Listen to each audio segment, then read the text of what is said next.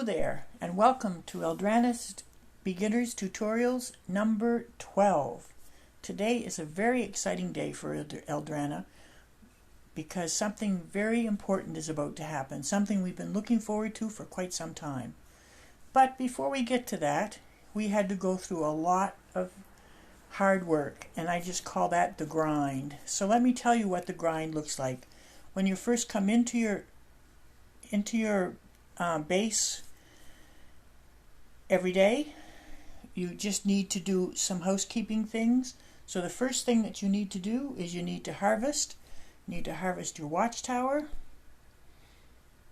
Oops, little guy's in the way as usual. You need to harvest your farms and your mines. Ah, he's still in the way.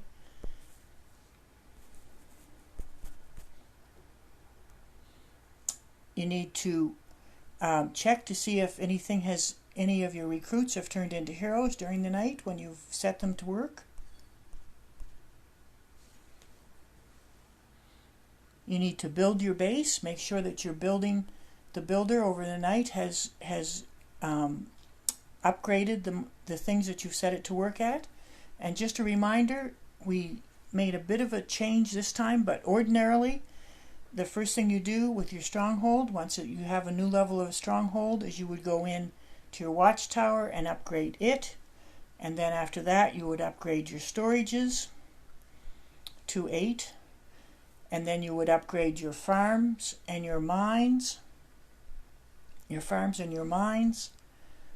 Then you would upgrade your house, first of all your training camps, and then your house or houses, and then finally your forges. Now, houses and forges sometimes just don't get upgraded to the level of the stronghold, if indeed that's not a priority. If you still have lots of room to be getting recruits and lots of materials, everything that you need in your forge to be producing, then you wouldn't necessarily have to worry about that.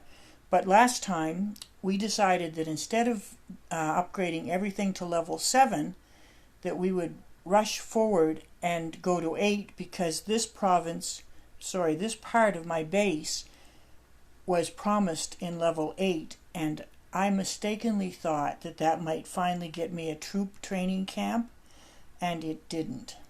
But so I shouldn't have bothered to go ahead to 8 until everything else was up to its usual standard of matching the stronghold.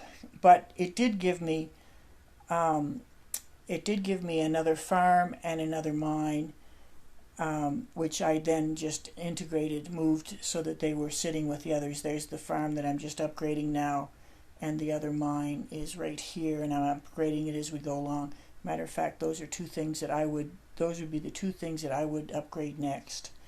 But nonetheless, that's part of the grind. The other part of the grind is that we've been conquering provinces. Go into the map.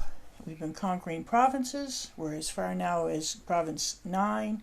And in that we've been doing the stages in between, which has been great. So we've been conquering provinces and we've been farming. And one of the great things is that we finally got past 8. So now we can farm 7.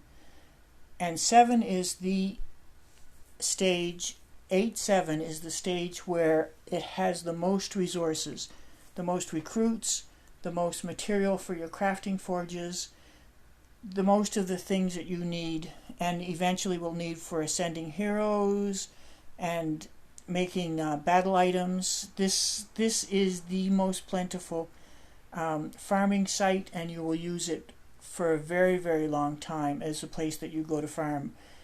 Unfortunately, Eldrana is her teams are still a little weak. So we'll go into the roster here and take a look. This is the first team.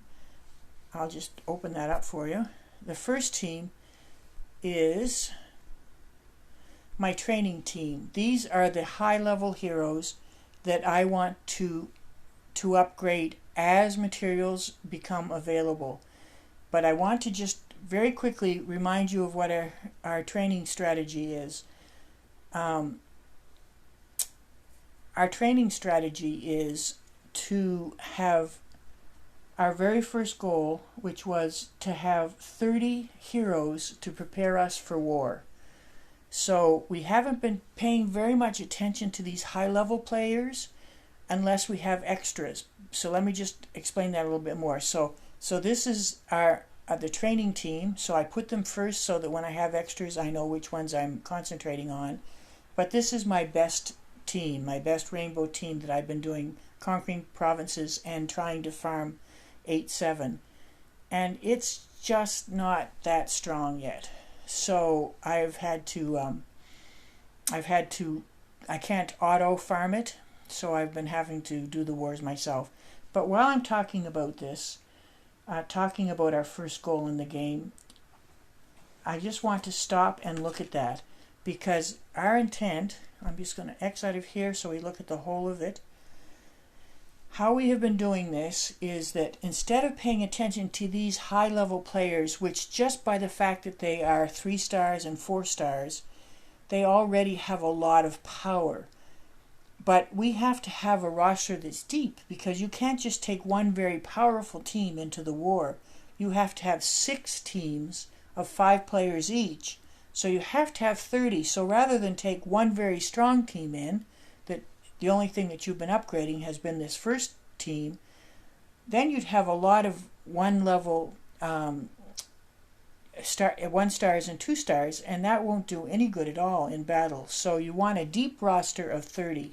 So all of our basic attention has been on upgrading 1 stars and 2 stars until they get to the talent grid. And this little symbol in the corner of a hero shows that these are on talent grids. And let me just show you what a talent grid looks like. This is Sharon, our healer.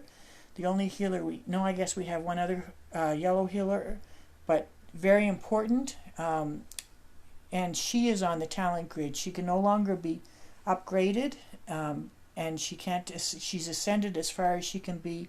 And from this point on, once we get to level 15, we will be able to do special customizing, but we no longer need to worry about Sharon. So she is on the talent grid. Just going to X out of here. So what we've been doing then is, as we get new players, new heroes trained from recruits, I arrange this. This is how you prioritize how they show. I've just been opening that up. I've been choosing to categorize them by name. And so what happens is, any duplicates that come up will sit beside each other, and I will upgrade the one that's saved. And just to remind you how we save them is we put these little locks on them so we can't accidentally get rid of them. But we wanted to have 30 locked players, unique players to it. So let's just quickly upgrade all of the duplicates here. So I'm going to get this little guy out of the way. So Brand, we're going to upgrade him with the Brand that was sitting beside him. Level up.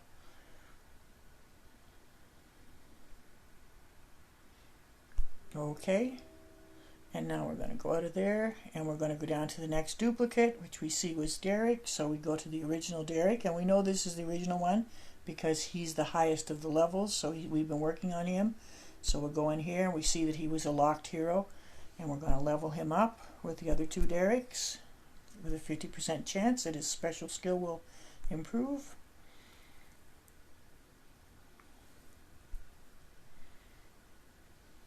Okay. And then we go to the next one, which I can already see is going to be Fletcher. So we'll go out of there, go down to Fletcher, choose Fletcher, level him up by his duplicates.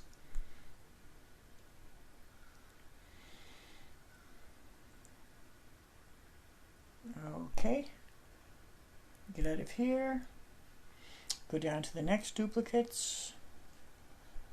Okay, don't see anything. Okay, so here's Sigrin. And we're going to go into this and level her up with her duplicate. And there it is. Okay, and that's what we've been doing. We've been upgrading the 1 and 2 stars by their duplicates alone, and if indeed we had run upon a any one of their on our talent grid, if we had had a duplicate that was an Aphie or a Sharon, and I think there's one, and Hikaru, if any of these had come up with duplicates, then instead of putting them on these ones which no longer need them, we would put a Sharon on, who is red, on NASCAR. That's, remember, this is my training team, so these would be my first choices for where to put extras. And if it was an Aphie, we would put an Aphie on Needler because he's in our training team. And if it was a Hikaru, we would put him on Bane. And that's how Bane and all of these heroes have been chosen to get the extras that aren't duplicates. So having done that, we have gotten up to 29 heroes. And what I need to do now is I need to decide if indeed we end up having gotten as far as we possibly can. The only other options that we have are to buy with gems another hero, and if indeed we were to do that, we would actually go into the summon gate, and we would want to buy, if we were going to buy, spend money, spend gems, you wouldn't want to bother buying another daily summon, because that's going to probably be a 1 or 2 star, and we can get those just by training recruits. So we would want either to go into the Epic Hero Summit, which guarantees an Epic, which is a 3 star, a 3 star which is a rare, an Epic which is a 4, and a Legendary which is a 5 star.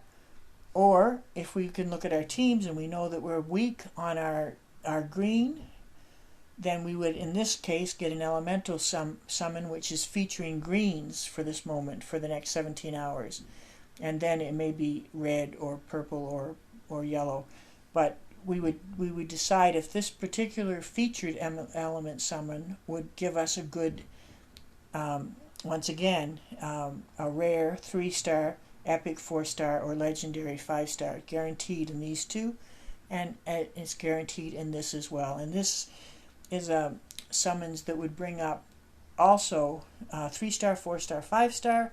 It just happens that some of these heroes would be from the Valhalla event summons, or they could be indeed from the Hero of the Month. But so we have 3 places we can spend money. Unfortunately, just to show you, the money that we need, the gems that we need to do it are 300, and I am short. So I wouldn't be able to do that. If I had 300, I certainly would go in here and get one. Just to let you know while we're in here that very rarely will you get anything that's featured in these pictures. This is just taunting you that there are very powerful heroes that are available. But you definitely will get at least a 3 star.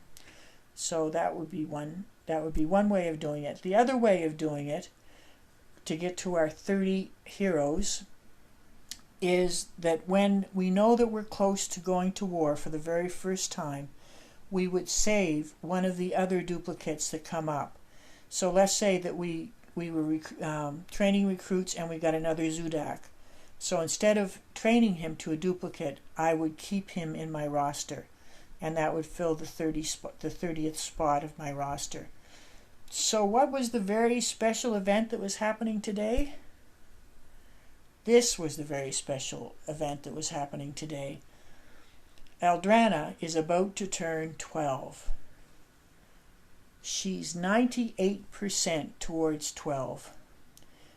And the big thing about 12 is that this is the level that she will go to war for the very first time. So that's big deal, because this is a Sunday as I tape this, and the next war that she would be qualified to be in would be on Wednesday, and that war, she won't have a choice. She can't opt out of it. She will be forced into the war, and we'll come back and actually do a video on her going into war for the very first time.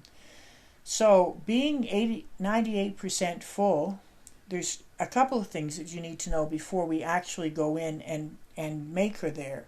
We've got lots of world energy, so we can certainly turn her from 11 to 12 in this video today, but I want to just point out one thing. One of the things that's part of the grind every day is something that you do for your team, and that's you use your Titan flags. And I have this day used my Titan flags already and gone in to the Alliance and then gone up to the Titans and gone into attack, and I have attacked. As you can see, I've already attacked. An hour ago I went in and did all the attacking for it. So I use my flags for the day. But what's going to happen is anytime you change up a level, you're going to replenish, you're going to have all of your Titan flags filled, so there'll be 3 of 3 again.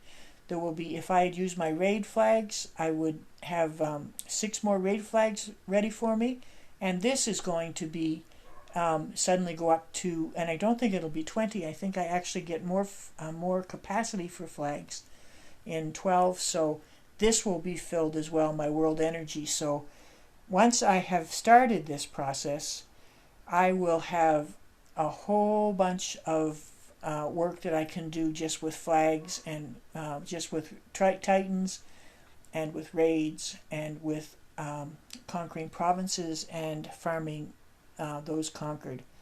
So let's go in and make this big event happen. So we're going to go into the map.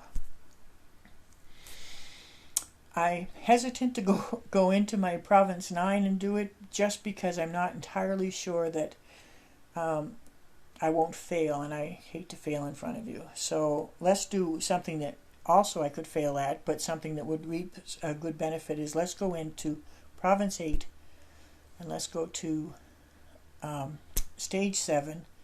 And just before I do that, I noticed that when I was farming here last, I filled up my, oops, here we go. I filled up my chest, so it's sleeping for 10 hours. And this is the other place that I do use gems. I use it in getting heroes, but I also use it in refreshing my chest so that any work that I'm going to do is going to go towards rewards for materials. So I'm going to go in here, just going to click on it, and I'm going to spend some gems, and I'm going to refresh it. Okay, so let's see if I can not embarrass myself before you and win some loot here. So we're going to go in here. I'm going to, in this case, use my, this I think has been set up. No, I think I'll use my best team. So here's my best rainbow team. I'm going to go in and we're going to use it.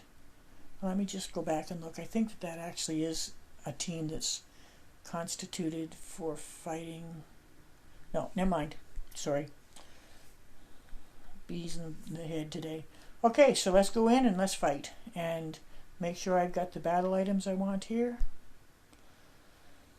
I've been having a hard time finding enough materials for battle items here. Ordinarily, I would want to have an antidote, and I guess I did go in and craft some antidotes. So I'm going to flip out the bear banner. I'm going to put antidotes in here. And I usually like to carry arrows, so both of those I must have been working on recently. I just lose track, so I'm going to get rid of the miracle scroll, and I'm going to put in arrows. And that's what I usually like to take into battle, and I always keep them in exactly that order, because in the heat of battle, I want to know that when I come down here, it's going to be healing, mana and antidotes, and some little arrows if I get stuck. Okay, but I don't use battle items consistently. I actually try to get the tiles and my heroes to do the work. So here we go. Let's see if we can flip it over from 98% to level 12. Okay, so I'm going to put this out of the way so I don't accidentally hit it. Let's power up my heroes.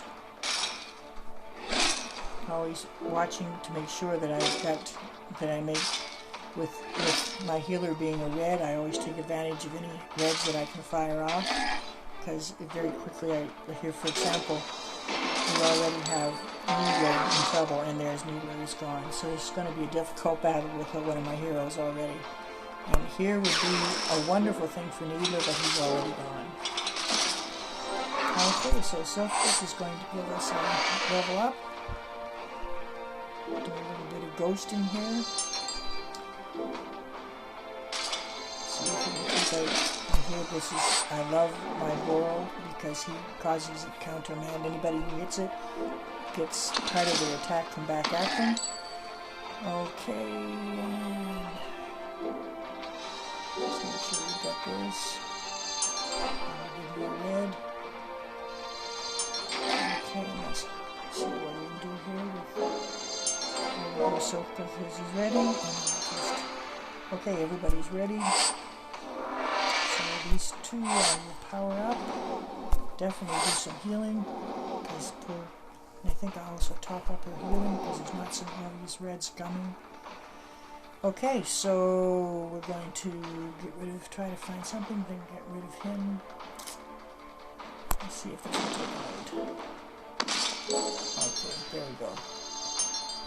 So, this is the first guy who's going to shoot, so I'm going to hit him with Bane. And then I'm going to see if I can take him out. So, anything close by? No. Okay, we'll wait because his special is already running. We don't need to use it out of time. Okay, that's good. Those two are working as we speak. Let's see if we can get Bane fired up here. And now we're going to fire and make sure we've got our healer. There she is. She's ready. We'll get her to heal everybody really well. Okay. And rather than take him out with Bane, I think that I will try to take him out with tiles. If I can, so that I still have Bane fired up for the beginning of the next phase. Do a little bit of healing there. A little bit of green, that's the most powerful thing against blue. Okay. Okay, so I'm going to use my specials on Selfless and Boral. Okay, so we're back to up our attack and rebounding. And maybe I'll just try to take him out with an arrow. There we go. Okay, once again, looking for the number 1 guy. So we're going to choose him and we're going to get Bane to hit him. So we're going to work this side of the board. Okay, let's do this.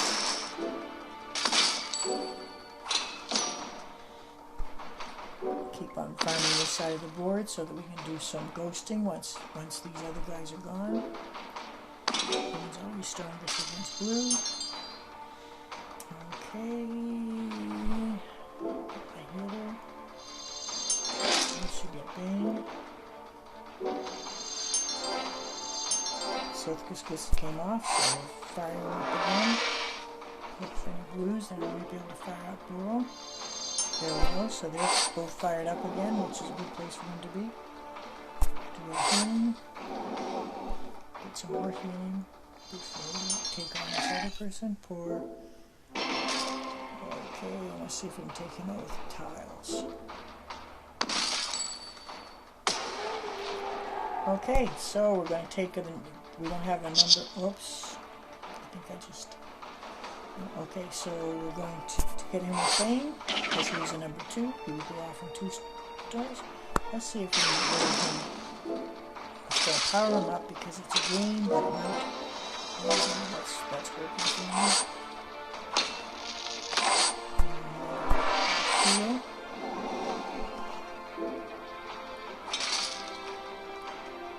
Okay. Get Silthkus powered up again if we can.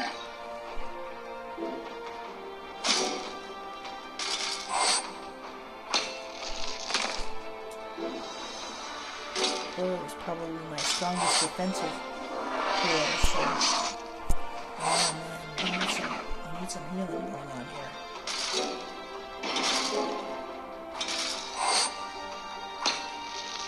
Oh, too late. This may not work out well for me.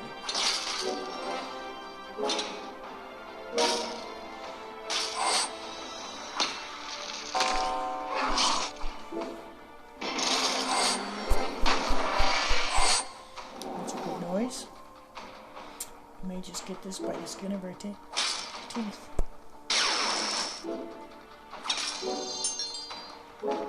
Red is strong on green, remember? Okay, so we're going to go over here and the bottom one before he hits us. Let's see if this will take it out. And there we go. By the skin of our teeth, we have 187. Watch the experience. Yeah, the experience just told us that we went over the top. And if when we go out of here now, we have leveled up. It's a wonderful thing. So our maximum world energy has gone up to 21. And we will have just been, it was 20 and now it's 21 at capacity, and that will be filled. Our team cost just improved, and that will be good. And all of our energy for all of our flags have been refilled, and we have rewards of gems and a summons. And we will collect that and go out and go out. And I will go in and get the summons. And then I will go in and hit my Titan. I'll do a couple of raids. Perhaps I'll do some revenges up here in the watchtower, because that I can always go in and see what the team power was at the time. And hit something that's close to my team power. And do some practice. And in the next war, because I'm a level 12 now, I will be automatically enrolled into the battle. But now I also will be able to see the battlefield. So I'm going to go into the Alliance. I'm going to go, I just was congratulated for upgrading by my sensei to 12, which is, everybody's going to be excited about that, because that does put me in the battle. So I will not be a drag on my team. So we'll go back into here, we go into war, and I was hoping we could see the war we just finished, which we won quite handily. Ordinarily, if you're in an alliance that doesn't demand that you work in war every time, my training team actually, my training alliance actually wants you to be in wars, because they're training you to graduate into our major, our mother alliance, and so they want us to be war ready when we go. But some alliances don't make participation in war mandatory, and if that were the case, then I would just deselect that, and that would allow me to opt out. But in this first one, yes, this one I have to do the tutorial first, so automatically I will be in the tutorial. But after that, if I had been in an alliance it didn't require wars, I would be able to opt out there. Okay, so now I'm going to have to figure out what kind of a defense team I'm going to want in my next war. So I'll come back on Tuesday and do my next tutorial on preparing for war part 2. That's it for today. Thank you for being with me. I hope this was helpful. And labor on, get through the grind, meet your objectives, hit your goals, and may the tiles be with you.